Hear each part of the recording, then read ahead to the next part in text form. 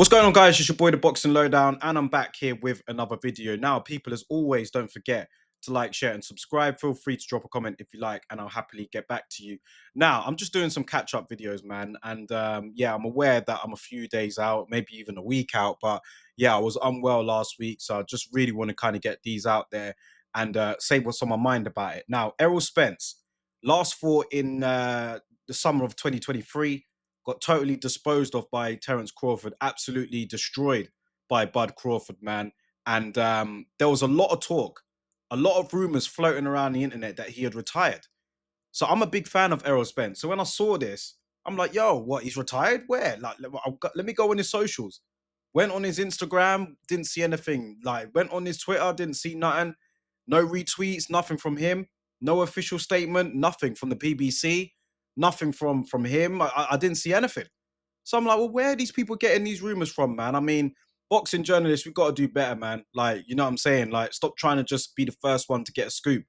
I didn't see any confirmation from Errol Spence that he had retired. I didn't see no interviews or nothing. But people were spreading this around on Twitter and on Instagram and on their accounts and stuff like that. You know what I mean? So it was weird to me. But anyway, we then learned that Roy Jones Jr., you know, the legend Roy Jones Jr., was, I can't remember if it was in a podcast or what, but he said that he was going to work with Errol Spence, not necessarily be his trainer, but kind of just see where he's at. Do you know what I mean? See, like, if he may want to get something going, you know, work with him. You know what I mean? And listen, I'm sure Errol Spence, being probably just a bit younger than me, but you know, when I was growing up, I looked up to Roy. Do you know what I mean? Everyone looked up to Roy. He was unbelievable as a fighter, Superman, we called him. So I'm sure Errol Spence would love to work with Roy. That would mean that potentially he could make his way back to the ring. Because let's say he works with Roy and it clicks. You know what I mean? He feels confident, he feels happy, he's ready to go again. You know? So there is the possibility of that happening when they do work together. Maybe they've started working together already. But Roy Jones Jr. did say that he was looking to work with Errol Spence, man. So you know, let's kind of see how that plays out. How does it work out for me personally? Listen, I'm not anywhere near the level of Errol Spence or Roy Jones Jr. in terms of what they know about boxing compared to me.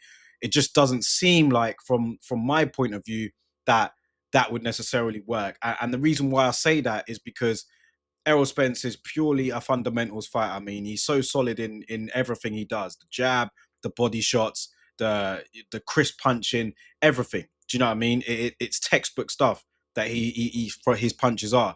Roy Jones Jr. was just a freak of nature, man. Do you know what I'm saying? Like, in his prime, his athleticism is the best I've ever seen in terms of being in a boxing ring. He did things that you should never even attempt to do, and he did it. But he was unbelievable at it, and he got away with it because of how good and talented he was.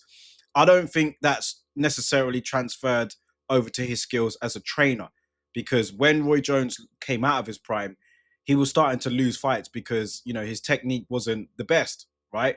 So how is he gonna, I mean, how is he gonna work with Errol Spence? Do you think it could just be something to get inside his head mentally, you know?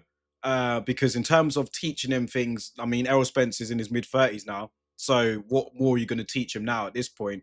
And I just think that that Crawford fight damaged him so much. Let me just say this, man. I think Errol Spence needs to retire. I do. Like, I know the rumors were out there, which turned out not to be true, but I think he should just retire. I don't think his heart's in it anymore. You could see, what was it, the Ortiz and Lubin fight? People were asking him, because he was there watching it, and people were asking him, you know, like, have you thought about your comeback and all that stuff? And he was just very, very dismissive. Didn't want to talk about anything like that. Kind of like, oh, not, here we go again, sort of thing. I think his heart's not in it. I think the fight might have got beaten out of him by Crawford, man. It was that bad a beating. Um, what does he do from here? Because 147 is definitely not a weight division he'll be looking to make again, I don't think. It'd have to go to 154. 154 right now is just got a hotbed of killers there, man. I mean, that division is just stacked with some real serious talent who are not necessarily the biggest names outside of Ortiz and Ennis, right? You've got the likes of Bakram, you've got the likes of Fundora, who was actually, him and Spence were going to fight, but then that fight never happened, and then we never got round to knowing why. And then yeah, I just can't see Errol Spence coming back after what? It'll be what, 2.5 years out now? You'd be looking at 3 if he's ever looking to come back, because he wouldn't be fighting anytime soon. So then you're pushing 3 years out the ring. You got to remember this guy as well, man. The damage he's taken to his body, the car crash, the alcohol, the beatings from Crawford, even the fights that he was winning, he was starting to take some punishment, man. Against the likes of Ugas, he was, getting touched up a lot more in that fight than he's used to. And listen, he did ultimately beat Ugas to a pulp, but he was taking punishment too. So yeah, I just think that Errol Spence, man, like, he's reached the top of the mountain. He was unified champion. He held 3 of the 4 belts at welterweight. He reigned for a long time. I think that the Crawford fight took so much out of him, physically and mentally. And to go back again and do it after you've had a nice 2.5 years off, you know, can you see him really doing that? Maybe him with Roy Jones is just to see if the spark is still there. And if it's not there, he'll just be like, look, I tried, went at it again, just not for me. I'm hanging him up. Fair play. But looking at it from my point of view, I think that he should just retire, man. I really do. Because like, you're not in your mid-20s, you're in your mid-30s. So that's just my personal opinion on it. But let me know what you guys think. Do you think that Errol Spence will come back to the ring? Do you think he should return to the ring? Likely would be at 154. If he does that, how do you see him getting on with those guys there? The Madramovs, the Bakrams, the Jerome Ennis's, the Virgil Ortiz, the Sebastian Fondoras. He doesn't beat any of them for me. He doesn't beat any of those guys, man. And will Errol Spence be willing to climb that mountain again at 36 years old, or however old he is? I just don't see it. So let me know what you guys think about it, man. Drop your thoughts in the comment section below. Do you think Roy Jones Jr. is a good fit for Errol Spence as well? I don't think he is. But maybe it could be just a connection thing. You know what I mean? Maybe Errol might be able to connect with Roy. Maybe he might be able to bring in another trainer that will work on the fundamentals, and Roy Jones will just be, who knows? That could be a thing. But let me know your thoughts anyway, man. Drop them in the comment section below, and I'll catch you on the next video.